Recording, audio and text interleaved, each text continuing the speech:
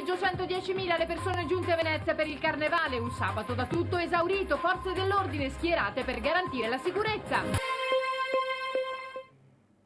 Buonasera, benvenuti a questa edizione di TG Venezia. Altro sabato da record a Venezia per il Carnevale. Nel pomeriggio erano oltre 110.000 le persone e i turisti giunti in laguna per festeggiare.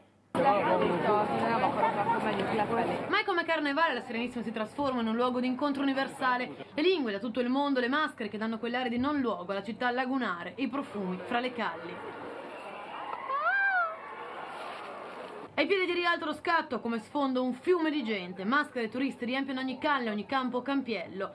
Nell'ultimo sabato di Carnevale Venezia è una città da tutto esaurito. Nel pomeriggio si registrano già oltre 110.000 presenze. Esauriti in mattinata i parcheggi, numeri da record, 300 autobus, 170 al Tronchetto dove sono arrivati anche 130 camper, 450 i bus parcheggiati a Punta Sabbione, 7.000 i biglietti staccati per i vaporetti. Mi schiacci un'altra volta perché ho il guanto, la stessa.